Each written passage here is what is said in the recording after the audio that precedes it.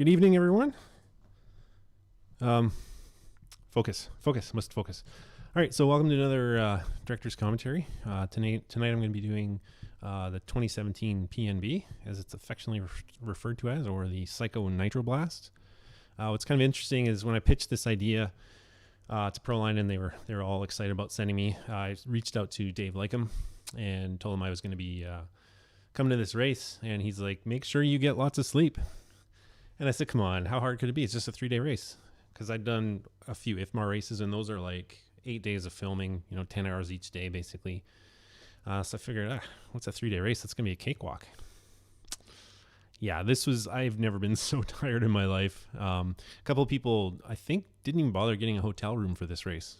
They just had some hooker showers in the bathroom and, kind of washed themselves up and, stayed at the track the entire weekend. But yeah, it was a pretty cool event.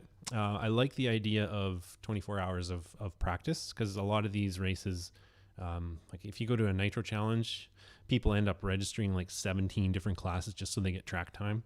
At the Psycho Nitro Blast, I think everybody gets a fair bit of practice because it runs for 24 hours. So I like that idea. Plus, Mark Santamaria, he likes races like this, and he brings this point up frequently. He doesn't have to use like an extra day of PTO, vacation time. He can just kind of show up on the Friday after work, run his practice till 4 a.m. or whenever, and hit the track for qualifying, and finish in the X main or wherever.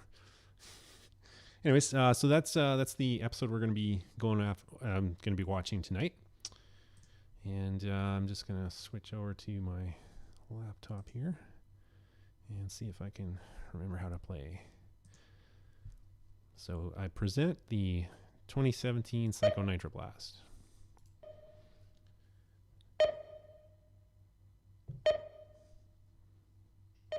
So what I was going for here was alarm clocks, because we all lived by alarm clocks for this whole event. You try to get a few minutes of sleep in your hotel room between your runs, and sometimes you sleep through it. So yeah, that's what I was going through here. And if anybody's watched Lost at all, they'll recognize that sound effect. So Dave Lycum, the promoter of this race, he also runs it's a haunted house type theme. So he's got kind of like a little spooky theme going with this race as well.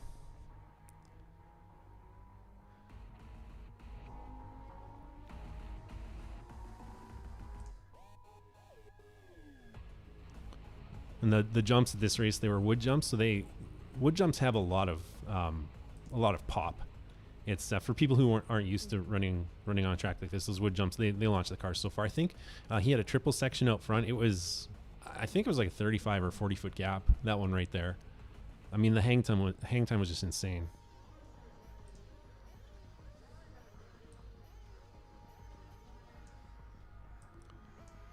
And that was Mark Santamaria's car there, running the pink wheels.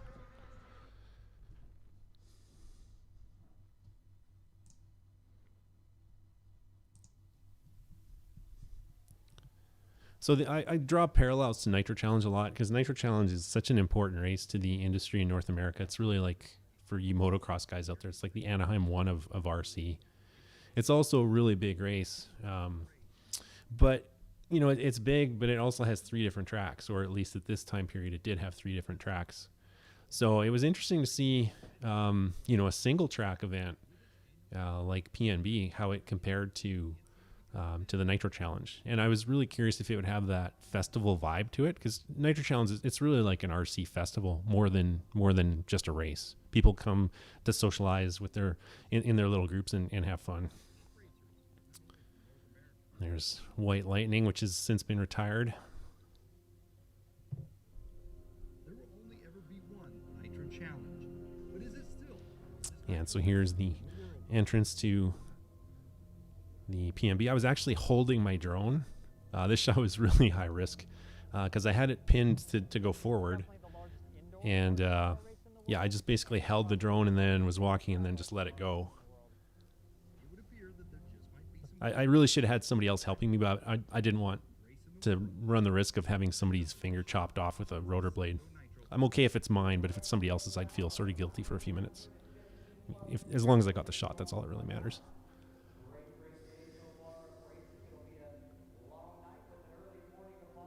With races like Psycho, the Southern Nats, Yeah, Jay Riggs, you're right. That was the worst series finale. He's referring to my comments about Lost. It's pretty bad. Saturation on the West Coast with all the series and stuff, so I would say they're pretty equal. You know, the Roar Nats. So one of the themes I was exploring here was the East Coast races versus the West Coast races, because the West Coast races, you know, they have been dominating as far as attendance goes, but you know, PMB this year, I think it broke an attendance record. It was like 1,080 entries.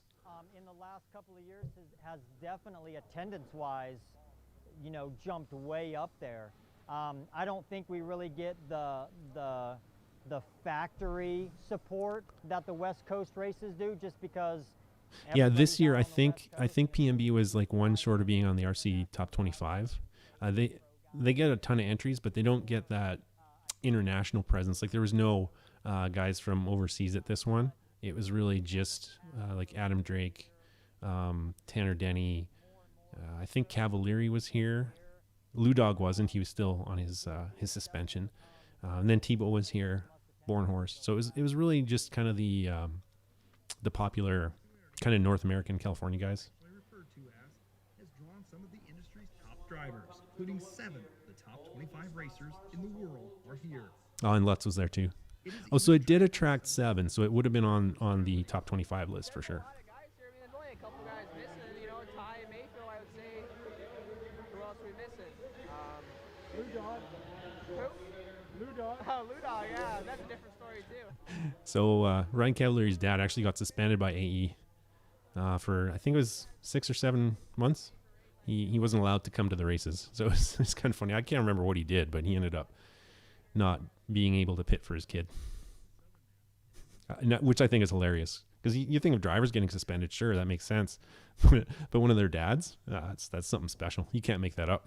accommodate the 300 to 400 drivers. Like the DNC, many of the drivers stay in RVs, giving the PNC Yeah, so I mean, I was talking about the festival vibe at the start. There was a lot of campers. So there was sort of like it sort of had that vibe of what Nitro Challenge does, but it wasn't quite the same. I'm not sure if it was just because I've gone to so many Nitro Challenges that it's resonated with me, and this was my only time at PNB. So I'm not sure if that's why, but it didn't quite have that festival vibe. While having a family feel to some, this same sport has the feel of an addiction of sorts to others. This guy was awesome. He had the coolest trailer ever. It was like a 60s trailer that he completely restored. It was great. Tried to stop. You make it sound like it's an addiction. And he's talking about how RC's an addiction. As is every hobby, and like I said, I have a bunch of hobbies that I'm good at, but I suck at RC. I love that guy. Who goes by the nickname of Egg Roll. Egg roll, that's One-time right. Yes. RC enthusiast. Like so many, Brian is caught in the grip of this Yeah, I was really happy I was able to follow this guy. He was pretty fun. I just try to do the main ones around in this region, Psycho, all of Yeah, this is the interior of his trailer. It's super cool. that's IC. Try to do Brian Eggroll on sponsored driver. He was your typical B team or C team guy. Probably like a C team. He hits the track for his first practice session.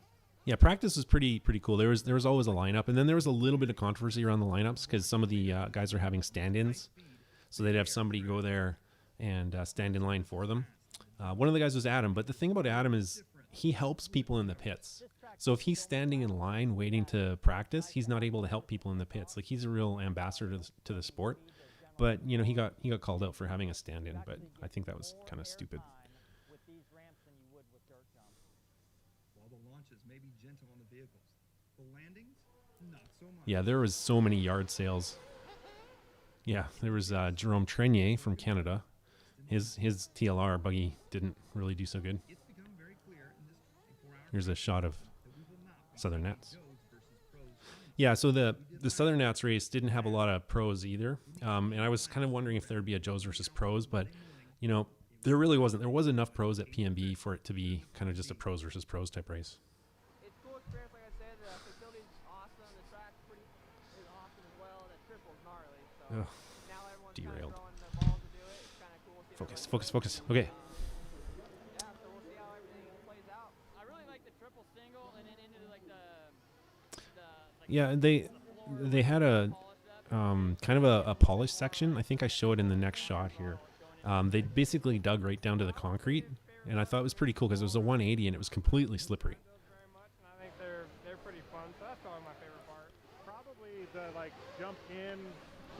Here the guys are talking about what section of the track they like. Maybe single feature, but section of the track. I didn't know what to expect once the dust and everything got there, but it's actually really cool. It's loose, but it's controlled. So I believe Adam goes to this race every year. His dad lives out in the area, so it's kind of a staple for him on his schedule. Makes it cool too. Like you have to kind of whip the car a little bit so that you can accelerate around the next corner. But that's my favorite part so far. The triple seems like Here's Scruffy Joe. talking point of the track, and So the only thing I didn't like is how everybody was kind of spread out in the pits, because Techno was I was in their they had basically had a separate room. That's where I set up my media center. So they were there, and then there's people. It was kind of like an arena. So all around the arena on the inside, there was pits set up, and then obviously there's the trailers outside. So it was kind of hard to find everybody. I like events where everybody's pitting in the same spot, because then it's easy to find everybody when you need to interview them. we got a long way to go. What are you putting in those shots?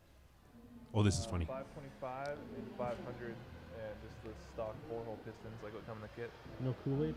No Kool-Aid. No water? No.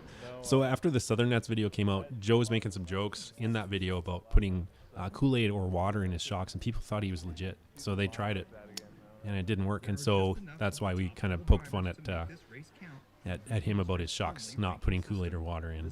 It's funny, you know, you don't really think about stuff you say, and when it comes out on video, people think it's actually true. Hours of mains would be a true test for them.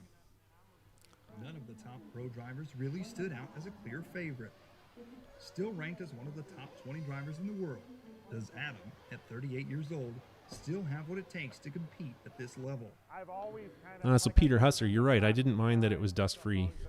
It's always nice to not have to blow off my camera every 2 minutes. so as far as overall speed or results. So Nuclear Crypto is asking if I finished my script for the next Come Drive With Us. Yeah, the script is pretty much done.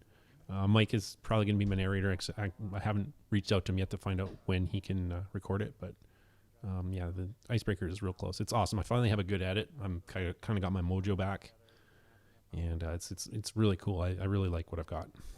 So it's going to come very soon. I love the. This was later in the day. We had some God rays coming in through some windows. It was pretty cool. And then when the cars went through it there, I just love that shot. So I think on practice night. Well, let's just let Dave tell us what's going on. It's the monster walk. We get some of the monsters from our haunted house to come out and scare all of the racers. And then, of course, we have the lovely Psycho girls in their nice straight jacket dresses. And, yeah, we just walk around the whole compound and try to scare the crap out of people. Yeah, so they're just frightening people. This is funny. No one is safe. Not even the children. Yeah, this is actually a hoot. I like this idea. It really, it kind of distinguishes this from other events. Or maybe even a bit more than anyone else. As much as PNB is an RC car race, it truly is an event. The whole atmosphere is amazing. I mean, they really put on a show. It's more than just an RC race. And I think that's the draw and why people keep coming back year after year. Yeah, so my day started. So I think now we're done with that shot. I filmed way later. That was like went in the edit process. So now we're into. I believe this is qualifying. Now I don't think they do seating or anything. I think they just go right into qualifying, and the race order is just all random.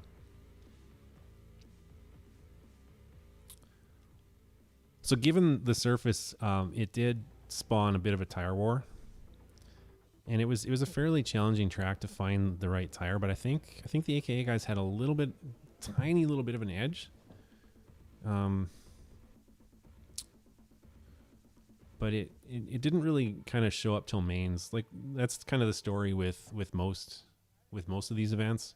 The tracks tend to change quite a bit because this one started out sort of slippery and the grip slowly came up.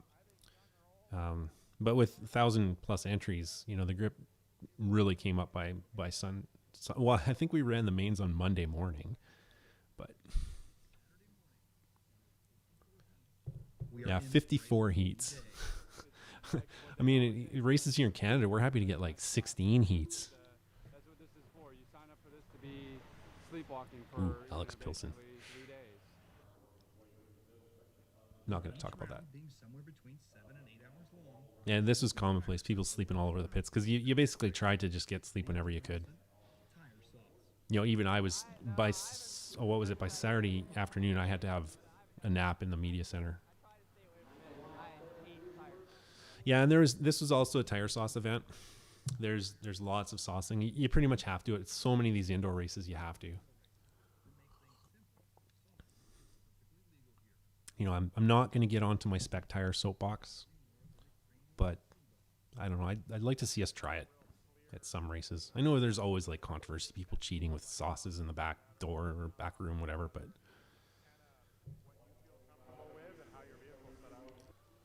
With the added complexity of tire saucing, yeah, I did love the hang time at this race.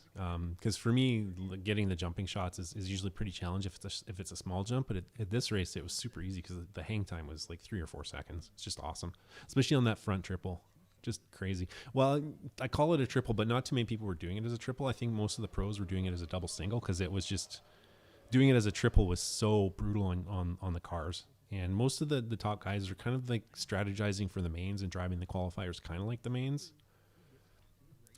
So they didn't want to get used to doing it as a triple because that was really high risk. This place was good to me last year. I got a win in Truggy, and I was fast in all the classes. I just had some failures in 8. So with Lou Dog not pitting for Cav, I believe Richard Saxton joined him on the trip to be his pit man. A little bit of time off to do a little bit of testing, and so I'm ready to go. Cavalieri grabbed the TQ spot from Lutz on the final lap of this first qualifier. Oh, as a resort after round 1, Peter Husser says. So yeah, that makes sense. That's normal when you don't do seeding. 8 hours after his first, saw wholesale changes, not only to his setup, but how he attacked the track. Yeah, Peter Husser, you're correct. I remember it was like 3 a.m. on the Monday when the mains were done. I was so tired. That was the longest filming day I've ever had in my life. Because I came a little later on the Sunday. Well, I'll get into it more in the mains, but I came a little later. But later for me is like 7 or 8 a.m. and we filmed till 3. It was just crazy. And here we're following Adam and his Truggy. Let's see if he can do a triple or a double single. No, he's going double single. It was a really cool layout. I didn't get to drive it at all, but I would like to have because it was a really neat looking layout. Really fast, high speed, lots of wide open throttle sections for sure. Yeah, especially the left side. I'm just sad because it was like a big sweeper inside a sweeper inside a sweeper. It's like a big corkscrew type thing, and it was pretty high speed. You're on the throttle going around that corner pretty much for 15, 20 seconds. Well, maybe not that long, but 10 seconds for sure. First buggy run of the day. Nitro buggy was just super, super close. I think like 18 1000s was like two spots. Yeah, I was really surprised that because I was surprised that Jared didn't kind of sort of come out a little stronger at this race. Jared and Cavalieri, like it was so close between Drake, Jared, Cavalieri, Bornhorst.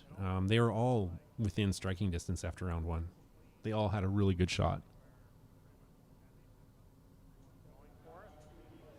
Yeah. Hey, Drew Spurgeon, welcome to the broadcast. Thanks for joining. He's just mentioned that this was one of the biggest PNBs. I think you're right. I think this was the biggest PNB because the year after this one, I believe he went to 4 days. It may have been the 2 years later. I'm not 100% sure. But when he went to 4 days, the event really shrunk.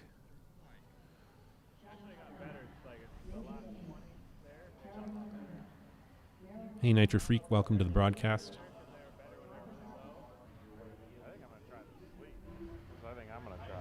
I got in my buddy's trailer, They had a little air mattress in there, cuddle up with a Victoria's Secret blanket. It was dialed. And that's on video, and I'm fine with it. I love Joe. For like 2 hours, and I woke up, I didn't even know where I was. Joe, now fully self-aware, begins prep work for the next round of Love it. qualifying. Setup, as it usually does, would play a huge role. Oh yeah, Austin Blair was at this one. Right. And he TQ'd the one round. Being so close. Yeah, he hardly ever races. He's one of those guys. He's like in that Dylan Rodriguez camp. You know, he barely races. Sort of like Josh Wheeler as well. Barely races, but you know, he comes out out of kind of nowhere and TQs. It was pretty impressive. I think there's a little bit of drama about how he TQ'd, but yeah, TQ's a TQ. He laid down. He puts in a clean run and is the unlikely TQ.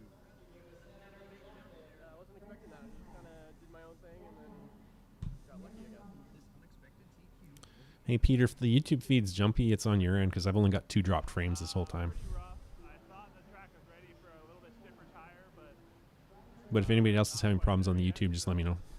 I just confirmed that on my last electric run that I should have stayed with a softer tire. So my mistake, but I got away with some decent points, I guess. Better than nothing, I guess, but top 10 run still, so kind of got a Oh, so derailed. for like 7 hours again now or something, so it's going to be different by the time we get back up there. Maybe it'll actually be ready for the stiffer tire by then, but yeah, I just kind of got to keep an eye on track. Like Adam, Joe felt he erred in the tire selection. Oh, here he's going for a triple. That's cool. Like, but that's high risk. Like if he screws that up at all and does like a lawn dart, that's a yard sale. I was for one shot. I think I set up my camera for like the whole run, just trying to get somebody to fail, and I recorded like 10 minutes straight, just the same place, no failures. I pack up my gear.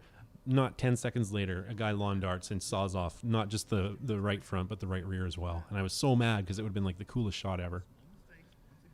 Seems my luck. Like I miss all the fist fights. I miss the radio smashes. You know, I need to find a way to get more drama. You know, Gord has often said we need to make this more like Hell's Kitchen because those people, or the one with that really angry chef. Can't remember. You know, he's usually losing his poop on people, and we need to find a way to get that into an RC video. That'd be just awesome. But let's see what Joe's talking about. Chuggy, I locked it up in 2 rounds, so we're getting that. So Yeah, Joe had a really strong PNB. Question is, has anyone emerged as the driver to be? absolutely not. But it still is like I just asked him if anybody's really stood out as the driver to beat, and he said absolutely not. It's super close, and that really surprised me because I really thought that we'd see a tire war and we'd see one brand pull out in front of the others. Because initially in round 1 it looked like AKA had a little bit of an edge, but in round 2 that wasn't so much the case. Even JC, they all seemed pretty equal after the first couple rounds. Worst feeling TQs, but it's a TQ. While initially popular with the drivers, the concrete drift section was becoming less and less popular. Round 1 TQ Austin Blair would tangle with both Tebow and Cavallari. Cooler heads did prevail. Eventually. Some mistakes and got into somebody. Not my own fault, but it's what it is. Just gotta put your head down and keep going. So this is Austin Blair. He was the round 1 TQ, but he had problems in the second I round. didn't really give myself much of a gap between the guy in front of me and the guy behind me, so I was just kind of in a bad spot. And so we caught up, and me and Jared were kind of like, you know, first and second on the clock, and we kind of thought Austin was going to give us a little bit of room. Yeah, there was a big pile up. I don't think I got it, but there was a big pile up, and I think Jared and Cav got kind of mixed up with Austin. Unfortunately, I missed it. I wouldn't really blame anybody. It kind of looked like he was going to let us go, and it didn't. And you really can't make a Hey Tyrone, welcome to the broadcast. jump. So It's the 2017 PNB for those of you who missed it. jumped over a couple pipes. One of the biggest, I think Peter Husser said it was the biggest 8-scale nitro race in history. And if I recall, it was 1,080 entries.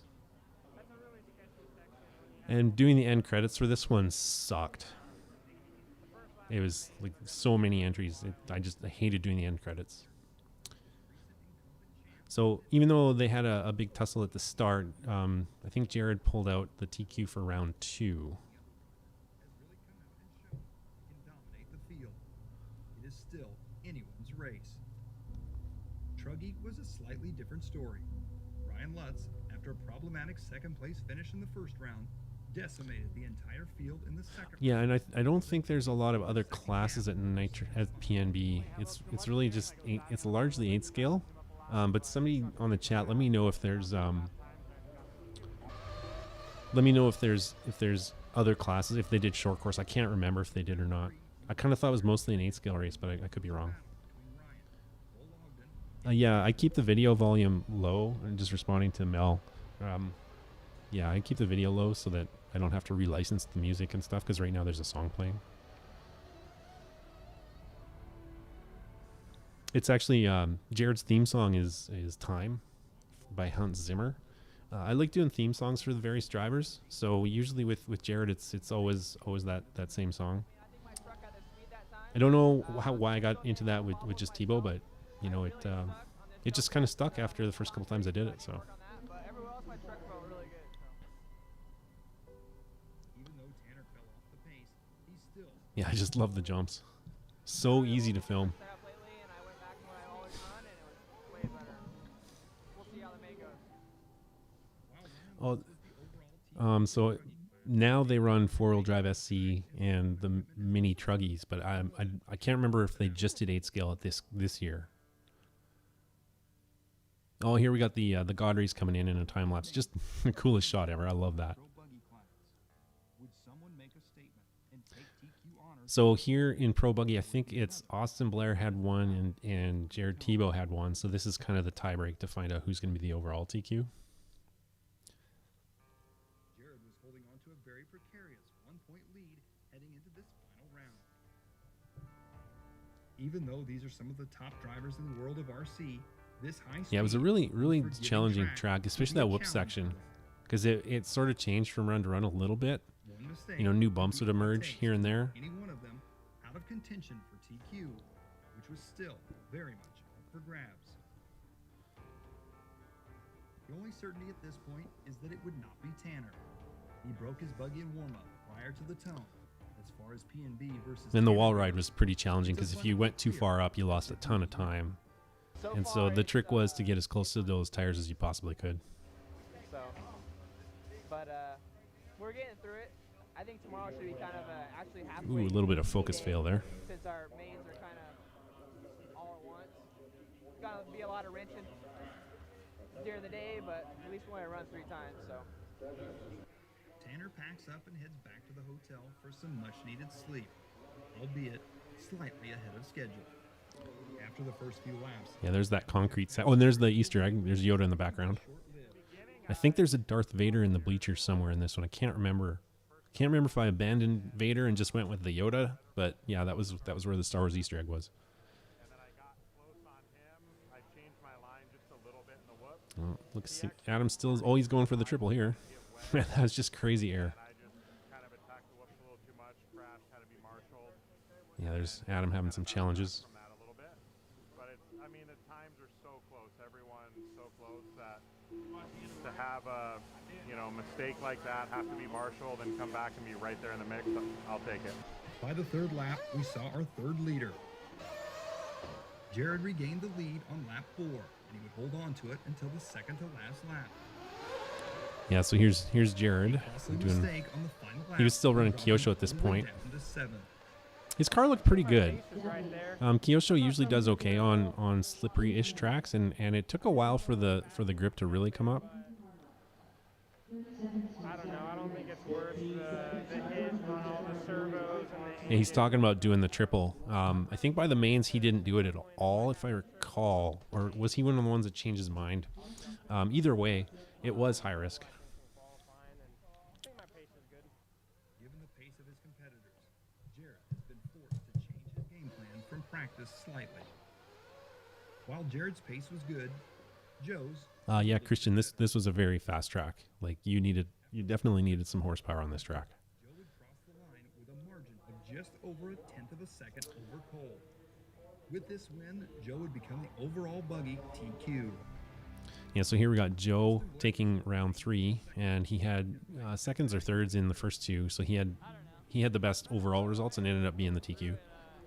which was really good because this is one of the first years I started following Joe a little bit, and it wasn't just because he joined Proline; it was because he just got faster. Because the rule with Proline, with the sponsorship of this series is, I think the quote that Todd gave me is, "If they win, they're in." So, yeah, Joe he didn't have any really big victories or really dominating performances until this race, and so that's why I started following Joe. He really stepped up his game starting in 17. And he just continued that. 18, he had a great year. 19, he had a great year. I have no idea about 20 because stupid COVID. Yeah, Peter said he stopped doing the triple after 2 servos. It's an expensive jump. Oh, this is my favorite commercial that I did for Proline. The speed of this tire is amazing. I used shotgun shots every time Adam launched his buggy. But the tire is also very durable and long-lasting for the finals. Yeah, we're advertising the buckshot tire, so I used shotgun sound effects. Nationals at State Line RC, where Ty Tessman was able to capture the Roar National Championship. This is my favorite. I love it. Reload. I love it. I'm a gun enthusiast, so for me that's cool. If you're, a Quaker or anti-gun, that commercial probably offends you. Karen. Like getting married in an RC track in the middle of the biggest single track RC event in the history. Oh, and they actually had a wedding. These people legally got married at this race. Just crazy. So I know a band called Noise Therapy.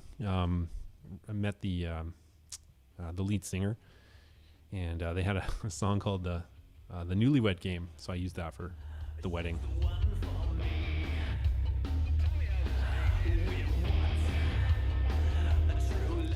Yeah, I just thought it was weird how there's a wedding at an RC race, but hey, to each their own. Peter, he's like freaking Karen's. No, Ty was not. Hey, Daryl, how's it going? Long time no see. You should go out for a drink sometime. No, Ty did not come to this race. Gord, he doesn't. They struggle with indoor races because he has breathing problems, so they do as few indoor races as they can. He just doesn't like indoor races, so he didn't come to this race. I believe they did go to the Southern Indoor Champs last year, before like 2019, but I can't remember. Here's Mark Santa Maria of On the Tone fame. Oh no, this one we're crazy. We're just psycho. That's why we're doing this one. You gotta be psycho to run this race. That's for sure. Oh man, I probably got maybe 6 hours the past 72 hours. It's different. It's different. So I like the change. Joining Mark in the Open A main. Yeah, I can't remember if this is Mark's first PNB, but he was he had a blast. I think they were still doing On the Tone at this point. Now he's doing his own channel, but they were doing On the Tone at this point. And he was in the Open A main, so he actually had a pretty good showing. I mean, he's not Drachenberg fast, but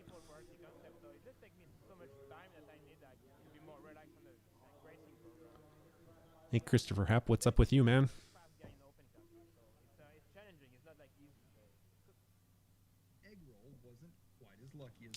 And now we're back to egg roll. Oh man, my screensaver just went on. Hopefully he didn't screw things up. Must move mice. So here, like I said, we're back to egg roll. He was in the Truggy B, the Open Truggy B main, I think. With eats this large, it's questionable if any strategy at all can be employed for the starts. It really appears to come down to blind luck. That's a lot of fuel coming out of that Truggy. Brian, starting from the 13th spot, manages to avoid any wrecks. Immediately. I'm trying to see which race this is. This was egg roll's pit guy. Can't remember his name. It was kind of fun to this. I think this is one of the first times I started following like a relative unknown, because nobody really knows Brian that much. So it was kind of fun to follow, just a regular Joe. I sort of did with Victor Guerrero at the previous year at Southern Nats, but he's pretty well known. He barely counts as an unknown. He's pretty RC famous. Yeah, so this is Brian Eggroll on. He had some challenges. Oh, and he was pretty sneaky. He got a shameless plug in for his sponsor. He put a J Concept sticker right on the rim of his glasses. I thought it was pretty funny. Like I try to film everybody agnostically. Even though Proline does sponsor, I do try to include everybody. And sometimes people they get a little sneaky with getting their plugs in, but that's okay.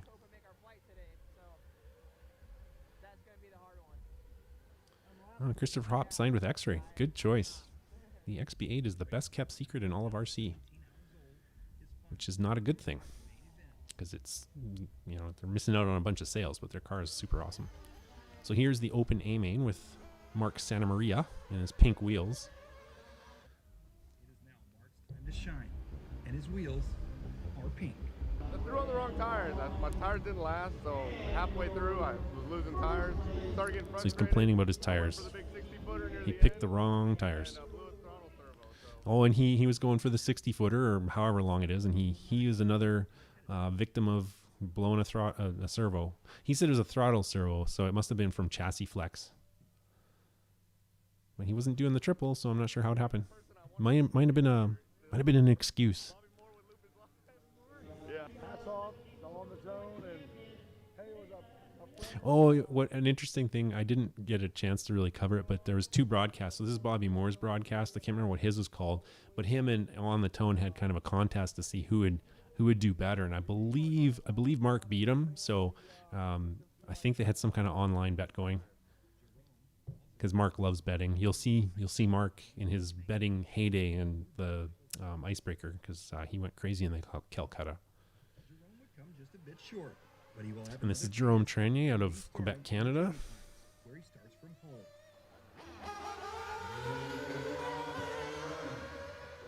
Ah, right, Drew, thanks. There's Loop is Live. So it's Loop is Live versus On the Tone. I think they had to do a plug for the other's broadcast. The loser had to plug the other's broadcast on their show, if I recall. I can't remember exactly what the bet was, but On the Tone came out on top that year.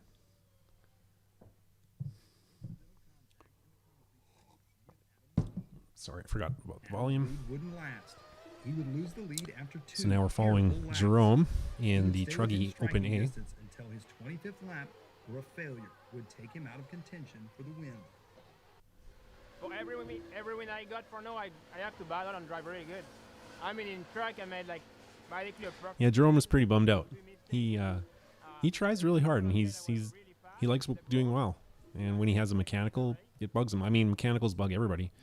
There's nothing worse than sitting there rinsing on your car for hours and hours and hours, and then you have like a screw fallout in your race.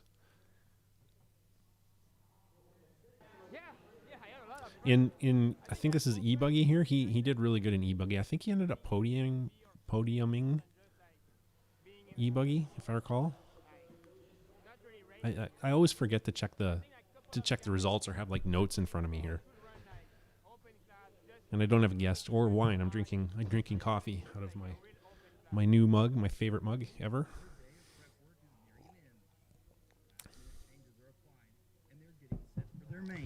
So here we got Saxon wrenching. Really standing out in qualifying, who has the best shot at winning the Truggy and Buggy classes? To be honest with you, I don't know. Well, this is classic. I know who I'd like. So Drew didn't know that Lutz was behind him, and I'm asking, who do you think's going to win? Oh, and here I asked, what do you think Lutz's chances are? And so he starts trash talking Lutz, saying, he's kind of fast, but he'll probably choke, blah, blah, blah. And Lutz is like, nah.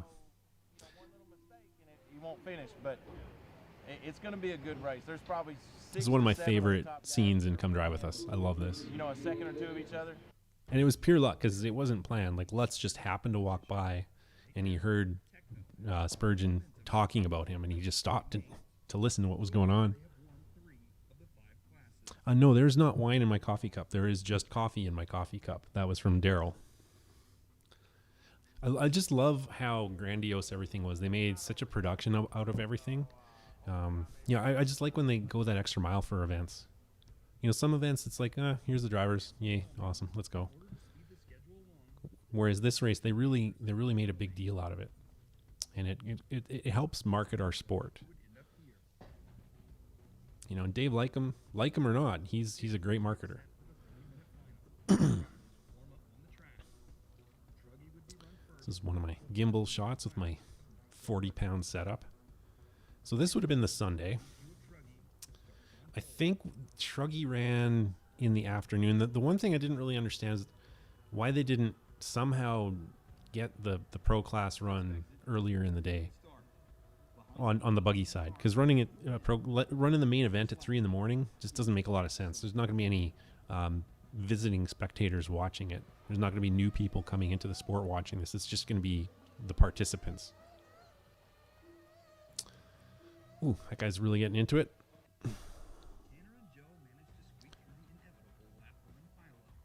So this is the Truggy main event.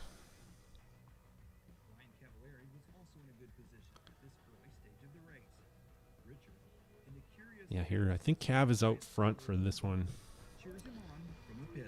He's all serious driving.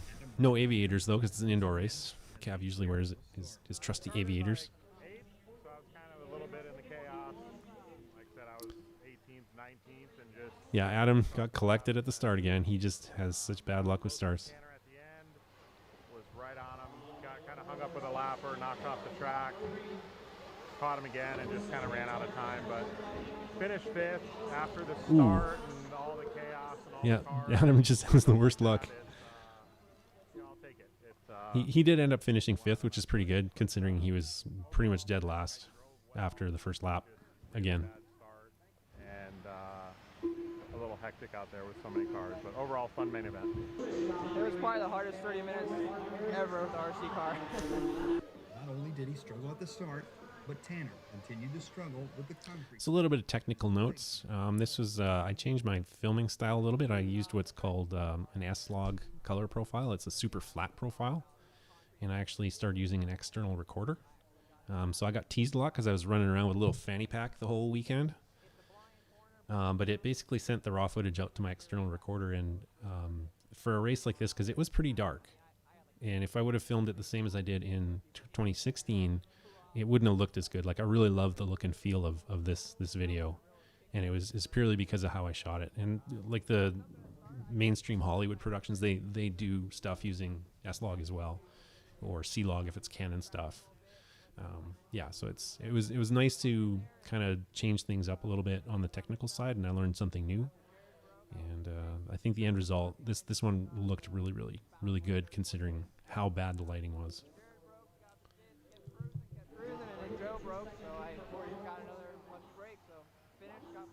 So Tanner Denny finished 4th, which is pretty impressive. Ryan, who was completely unmatched in this main, lapped 17 of the 19 trucks in this final. Oh, yeah, 19 trucks run in the final, which is crazy. But I mean, a track that size, it's probably fine. You know, you run 19 cars on our track at RC Races of Edmonton, you know, the track's going to snap. Whereas if you run 19 cars on a track like this, the track feels empty. Okay, so now we are watching a buggy class. So this is the main event. This would be 3 a.m. on the Monday. And Joe starting from front, he's the TQ. Hopefully his start is better than Drake's. Yeah, Adam Drake has a terrible start. He starts from P2. Did I get it? Yeah, I don't know. The last couple races, yeah, the starts have been really rough, and I think a lot of it's just not being aggressive enough. At the Vegas Worlds held late last year. Yeah, this is a good one. This is the semi-final in the Worlds, and you can see Adam just go tumbling off. So I do flashbacks like this frequently, just to kind of establish themes and stuff. And the theme here is Adam's poor starts. And this was Nitro Challenge, same thing. He had a really rough start there.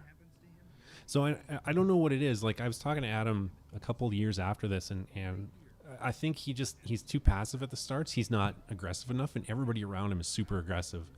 And it's hard for him because I don't think it's his style per se. But when everybody around you is going to pin it, I mean, you got to go for it.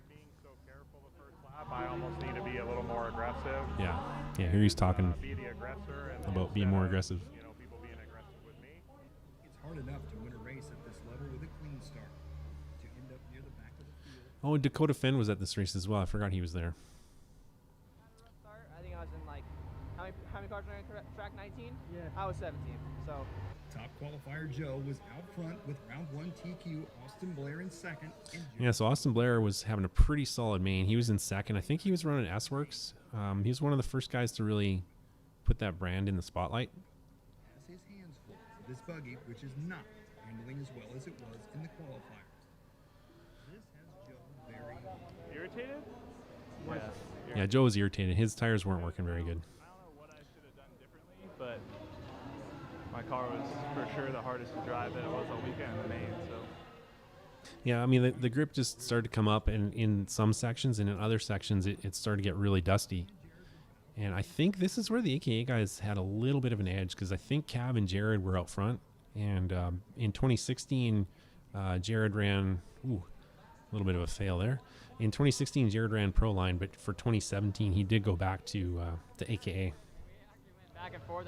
We kind of got them together, and then And here's the battle. Cav just went over the tabletop, and here's Jared coming behind him. I think Jared's car was really good through those whoops. I think he had a little bit of an edge, but Cavalier is a little faster pretty much everywhere else. just wasn't the main that we were anticipating, but always good to be on the buddy. Joe would also agree this wasn't the main he was anticipating or hoping for. I just love that wall ride. That thing was the coolest. At first, I fell back to 5th or 6th. So here's Lutz. Worked up like a spot at a time. And got with He quietly worked his way to the front in this one. He does that frequently. Kind of like that's the only spot in the track is kind of bumpy, and we're going left to right, and the car's just barely touched, and we crashed. I was so mad at myself. I'm like, dang it, Ryan, come on. I can't remember who I think he took out his teammate. He was upside down, so I waited and ended up going back to 5th. Oh, another interesting tidbit. I was actually standing on a 2-foot chair for this interview. That's why it's one of the few interviews I have with Ryan Lutz at eye level, because he's like 6'5" or something. So me at 6 feet, it's always like, I'm holding my camera up at him all the time. I went one more lap, and so I was able to come out just ahead of Dakota. And Dakota Yeah, there's Dakota having a little bit of an issue. Yeah, and Ryan Lutz did check out. I can't remember what the gap was, but it was significant over second and third, because the second and third had a fairly tight battle, but Lutz, he gone. This solidifies a record-setting weekend for Techno. Yeah, and Techno had a really solid weekend. Pro class offered at They won every pro class there was. Pretty happy. Actually, you did very well. I think we qualified extremely well and finished, which is great. I think it's on a track as difficult as this. I think that's very hard to do. This is Matt Cars Walters. are set up He's well. their team Engines manager, ran well. an all-around nice guy. Both Ryan and Joe were great, so I think it ended out pretty good. How many classes did y'all win? We won 5. Yeah, they won 5 classes. Won 5. Entered 5 with Ryan, and Joe entered 4, and we actually... Man, Peter Husser's my stats guy. Peter, you need to be on all these. So the margin of victory was 20 seconds for Lutz, which is pretty big. Ryan Lutz, the winner of both Premier Nitro classes, is enjoying. So yeah, he won buggy and truggy that year, with Jared in second, Cav in third, Joe in fourth, which is pretty respectable. The previous national champion were all under the age of 21. Oh, and here we're talking about the age. So it's an interesting thing, because Lutz is fairly old. He was, for this race, I think he was 29, and Spencer was the Roar National Champion the year before, and he was like 19 or 18. Ty was the world champion at 19. So it seems to be a young man's sport for the most part. But for Lutz to come out and dominate like he did over Cav and Jared was pretty impressive. Run well and finish races. It still takes years to kind of get that racecraft for the longer races, and knowing how your car should be set up to be able to survive those long races. So how is it that the younger crowd at this race, drivers like Joe or Tanner, didn't manage to capitalize? I didn't get it beat by any slouches for sure. I mean, Ryan and Jared are. So he ran blockades, which is an interesting choice. Just to be able to run with them. I can't remember what Jared ran. I don't think it was Impacts. I thought it was one of their...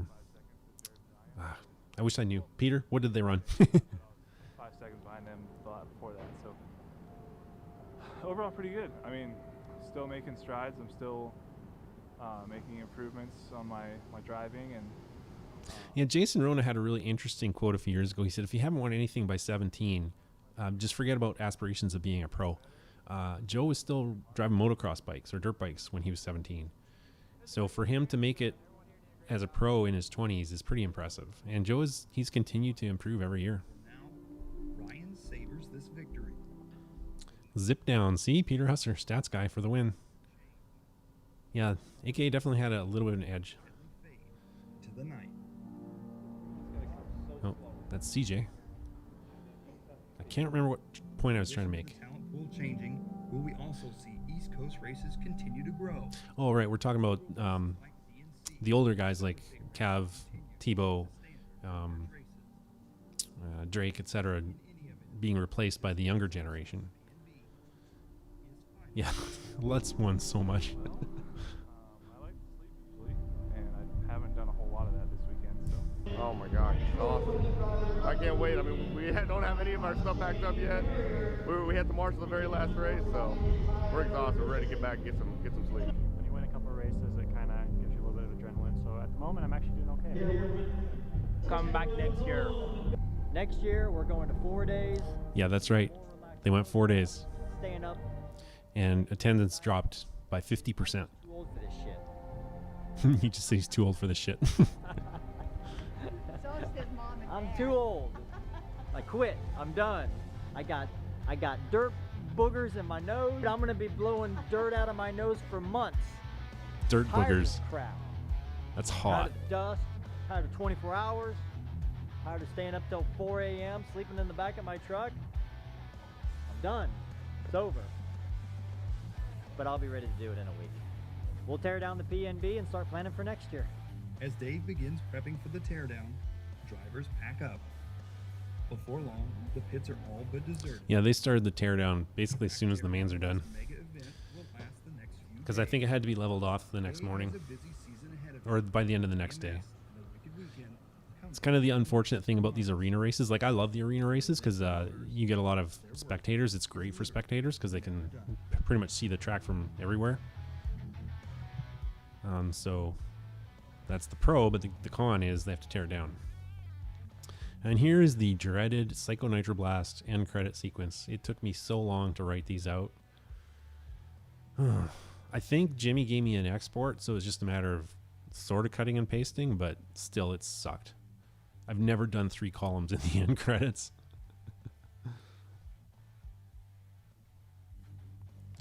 But I like listing everybody that was there. Yes, Tyrone, Icebreaker's coming. I lost my mojo for a while. It's back. I started over twice on it. I have a really, really good cut that I like. I'm actually writing the script now, finishing up all the music and the sound mix. It's coming. And it's awesome. But this is about the PNB, not Icebreaker. Anyways, like I was saying, I like including everybody that was at the race.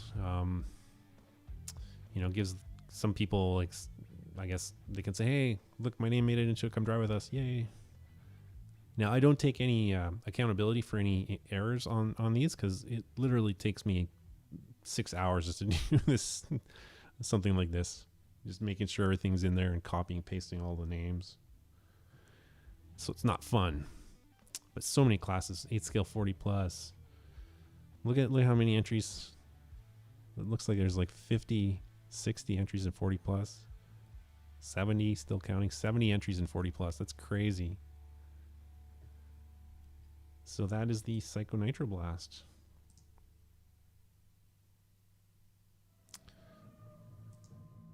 Anyways, that's kind of it for that one. Peter's saying he needs to send me some Molson. I actually hate Molson. I hate it so much. Yes, Juice Spurgeon, your name did make the list. Lots of people's names did. RRLC, you're welcome for the hard work. It's actually really enjoyable. Some edits are less enjoyable. Like, I've been really struggling with the Icebreaker, but it's more because of external pressures and events that are going on around us than anything else. But I've kind of I've got a really good cut now. I'm sort of back into things. So yeah, the cut I got right now is awesome. I really like it. Yes, I've got 2 coming, Tyrone. There's Icebreaker and then the Transcend Worlds. The Transcend Worlds will be filmed as an independent, or will be edited as an independent, so that'll be an interesting one. Al Curry, you're welcome. Thanks for the feedback. He says he loves my videos. I'm glad you watch them. Just gonna hang out for a little bit here, see if anybody has any questions coming up in the chat. What should I talk about? So Psycho Nitro Blast. Yeah, so like I was saying at the end there, or like Dave was saying at the end, he went to a 4-day race and then the attendance really dropped. But I think he learned his lesson. He's back to 3 days now, which is good. The 3-day events are getting fairly popular. All of his races, the Psycho Nitro Blast, SIC, and the third one, he has a trilogy of races. I'm sure Peter will tell me what the third one is. They're all 3-day events, and it's brilliant. Oh, you like my shirt? Yeah. Yeah, my best friend gave it to me. Pew pew. Vroosh. Beep, boom, vroosh. I'm a Star Wars nerd. That's why I put the Easter egg in all these.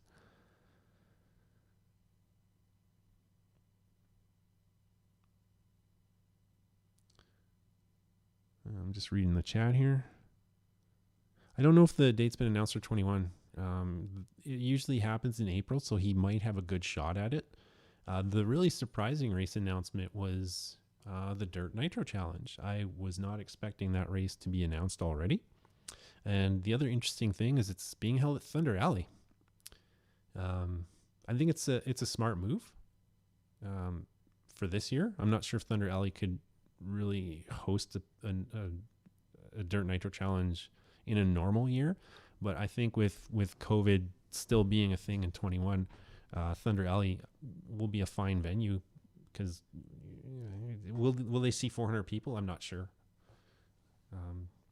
The Dirt's usually, an 800, 900 entry event, or in that range. I think it's somewhere between 400 and 900 entries. I think the first year at Paris it was lower, but the weather they had was just terrible leading up to it. So I think it'll be really interesting to see if Joey can pull off a Nitro Challenge in February. It'll be interesting to see if some international guys show up, and it'll be interesting to see how many entries in general show up. AMS, right? Yes. So the trilogy of Dave Lycom's races is the PMB, SIC, and AMS. All 3-day races. Wicked Weekend. Oh, and Sonats now, right? Yeah, that's right. He's helping with that one. Yeah, Tyrone, Thunder Alley's pretty much your backyard, isn't it?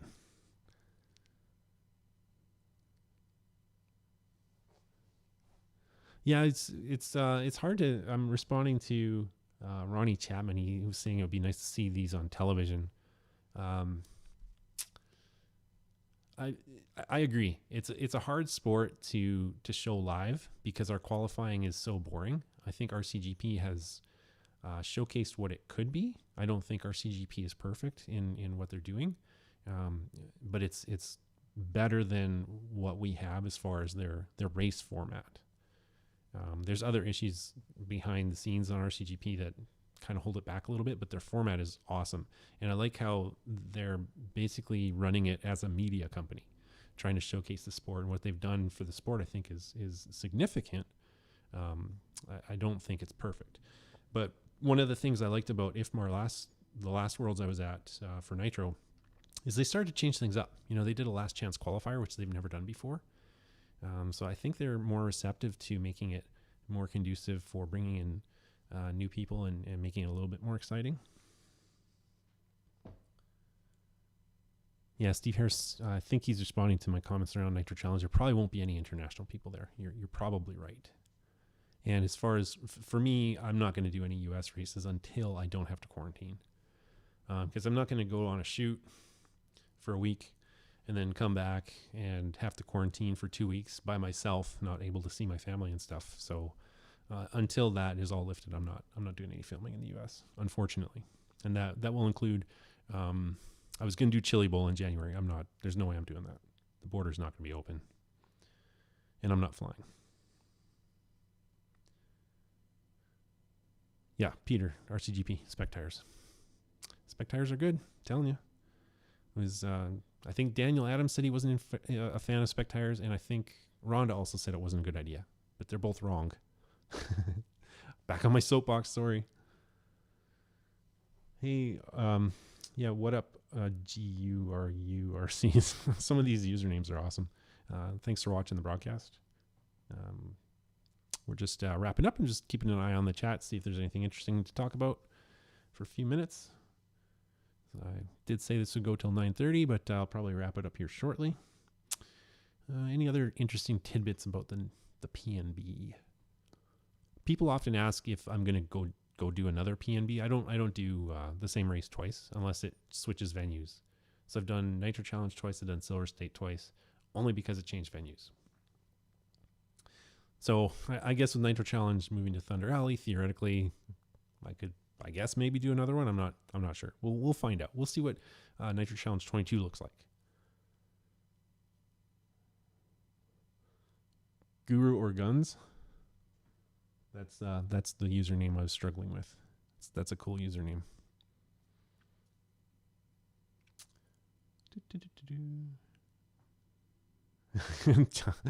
Tyrone Robbins says Daniel doesn't like spec tires because of all the gluing Daniel has to do. That's true. That's true. He does a lot of gluing. Those team drivers are so lazy, can't even glue their own tires. What if the icebreaker changed venue? Oh my gosh, icebreaker. If I had $1 for every time somebody said icebreaker. I was actually at the mall. I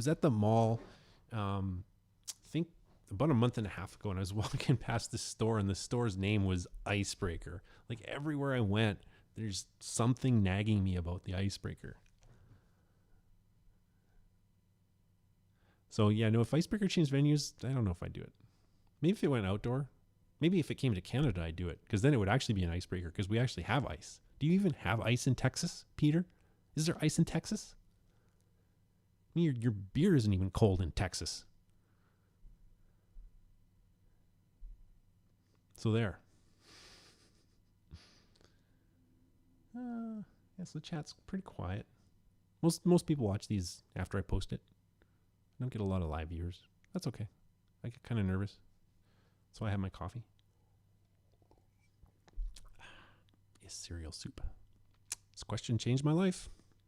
If I had to, I got a question. If you had to create a race structure best for viewership, do you have suggestions? Most people wouldn't like my suggestions, because I would say pro drivers only. Just get the best in the world. Let them go at it. In, no practice, no qualifying, just do like a triple A main, a triple 30-minute A main, onboard video for every driver. Just put a little camera on every car. You can make it like F1, have the headset communication between the drivers and the pit guys accessible to the live feed, just like they do in F1. I think that would be super cool. But it's not a popular view, because it's awfully pro biased, and the pros don't make this sport go. It's the Joes, the guys who are paying retail for stuff, the guys who are going to their hobby store and dropping $1,000, $2,000, $3,000 for a buggy. But the pros are they're the marketing engine. So for me, that's one of the ways to get this on ESPN, is to show the best in the world. Darts is on ESPN, but they don't have average Joes throwing darts at a dartboard on ESPN. They have the best in the world. The same with bowling. I mean, bowling's atrocious to watch. How is that even a sport? How is that even on mainstream media of any kind? So, I mean, that's my answer to that question. Just get the 20 best pros, no practice, no qualifying. Just do 3 AAA mains, something like that. I think that would be super exciting. Tyrone, the beverage is actually just coffee. I swear, it's just coffee. Sorry, I'm just reading the chats over here. Yeah, I wish I could get them on my main monitor, then I wouldn't be like going back and forth.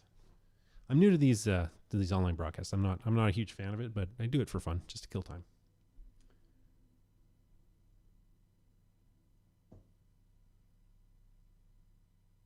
Yeah, you can emulate Supercross. That'd be another good way for sure. I like the Supercross cross qualifying format. It works in the mains format. It's more exciting than ours. Yeah, especially like PNB. I mean, qualifying was so long, and it just took forever.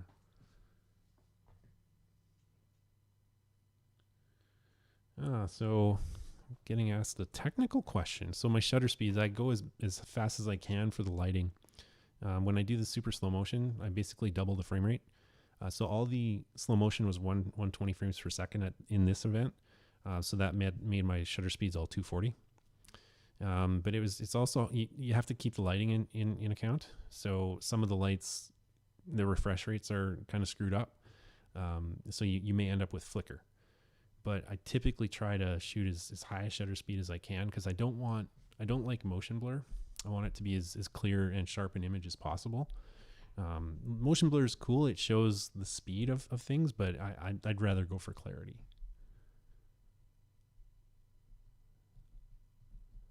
And Tyrone Robinson is saying something about sick cross. That'll be I think that's the next video we're doing. I did the 2017 sick cross. Because I think I did one indoor nitro, one outdoor nitro for 2017, and then I did one indoor electric, Surf City, and then one outdoor electric, which was the Infamar Worlds. Mark Dirks is asking, where is tea? I'm not sure where tea is. I got coffee, but no tea. Yeah, Tyrone Robinson answering the format question. He also agrees with motocross for sure. No, the red wine, I forgot to get some. I was telling my best friend just before I started the broadcast. I was kind of frustrated. I said, "Oh man, I forgot wine. Well, I'll just drink coffee." So I'm a little twitchy.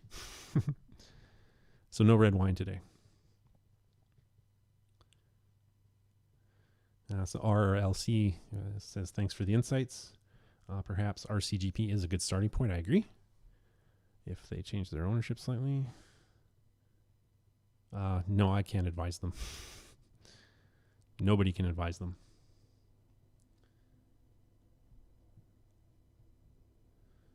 Yeah, so back to the technical shutter speed question. 160 is kind of slow. Even when I'm filming at 30 frames or 60 frames, I'm always in the 200 plus range. Like I said, I don't like motion blur. I just don't.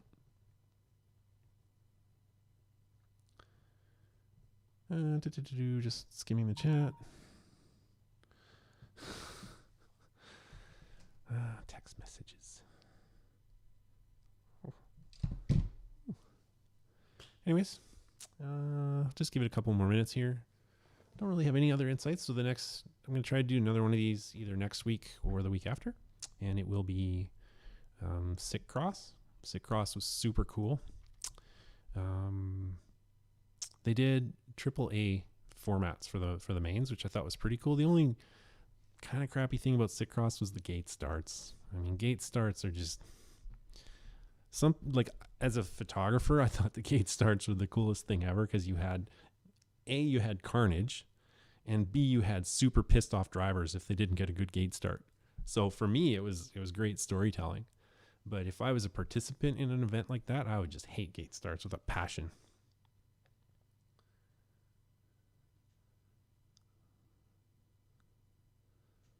Yeah, so that's next week or the week after.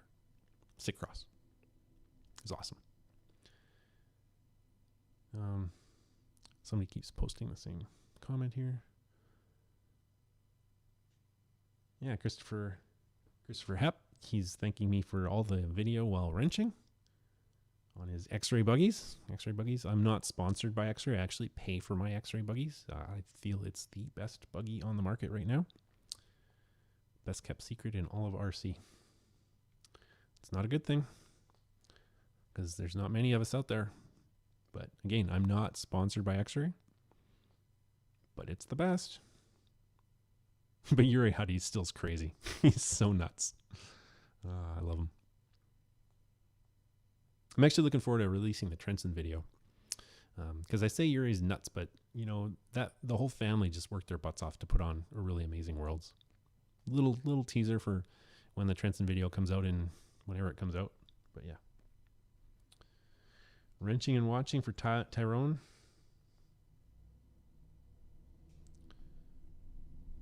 That's what a lot of people do is wrench and I actually get a kick out of when I see people's pit spaces and in the background on an iPad or a laptop is one of my episodes. It's kind of a cool thing for me. And that is basically when people tend to watch my videos is when they're wrenching. So that's pretty cool. Thanks to the fans. You guys are the ones who make these possible. Still weighing options for 21. And or whenever I don't have to quarantine anymore. So yeah, not a lot of interesting topics coming in.